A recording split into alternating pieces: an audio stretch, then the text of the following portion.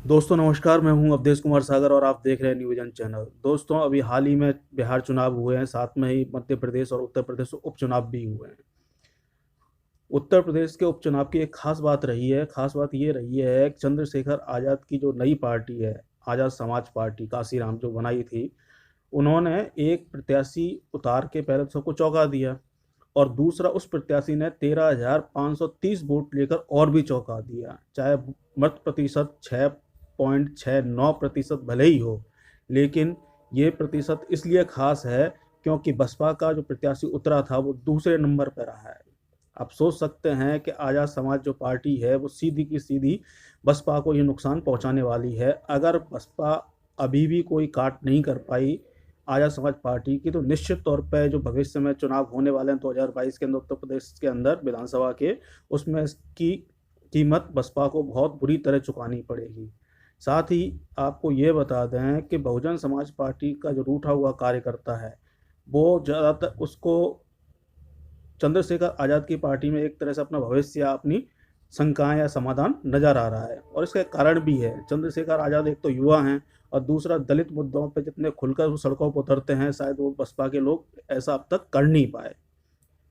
कहीं ना कहीं युवाओं में वो कुंठा थी कि साहब पार्टी से बिना मंच पे भाषण दे लो, या मीटिंग कर लो, या फिर अपने अधिकारों के लिए अवेयर कर लो। छोटी छोटी सी कैडर टाइप की मीटिंग होती थी। तो शायद आज का युवा उस चीज़ को एक तरह से बोरियत समझ रहा है। उन्हें लगता है कि हाँ, हमारा जो भी व्यक्ति हो वो सामने भी दिखाई दे, सड़क पे भी दिखाई दे, हमारे साथ चले। और यही कारण है कि सच जो भीम आर्मी के संस्थापक और आज़ाद समाज पार्टी के सुप्रीमो चंद्रशेखर आज़ाद उर्फ रावण जिस तरह से लोकप्रिय हुए हैं, खास तौर से विगत 2-3 साल के अंदर, तो उससे ये माना जा रहा है कि ये भविष्य में बसपा के लिए एक बहुत बड़ी चुनौती तो साबित होंगे ही होंगे। कहीं ना कहीं बसपा को एक तरह से डैमेज भी ना कर दें। अगर बसपा अभी भी ना चाहती, तो आप समझ सकते हैं कि इसका हाल क्या होने वाला है। इसका छोटा सा उदाहरण मैं आपको जयपुर में दे दूं। यहाँ बसपा का प्रदेश कार्यालय भी है, और जब से यहाँ नगर निगम के चुनाव चालू हुए हैं, बसपा का एक भी पार्षद अब तक नगर निगम में नहीं पहुंच पाया है। तो इन्हें अपनी कार्यप्रणाली पर एक बार गंभीर मंथन तो करना ही पड़ेगा, और नहीं किया तो निश्चित तौर पे बहुजन समाज पार्टी के विकल्प के रूप में आज़ाद समाज पार्टी सामने दिखाई दे रही है।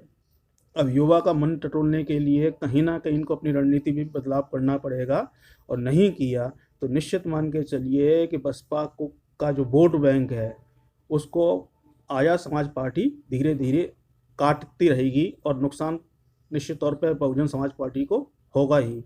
इसका एक सीधा सा कारण ये है कि पश्चिमी उत्तर प्रदेश में दलित समाज में जाटव समाज का एक खासा दबदबा है, और अब तक बहुजन समाज पार्टी का वोट बैंक ये समाज रहा है, या यूं कह लें कि मायावती के वो फॉलोअर रहे हैं।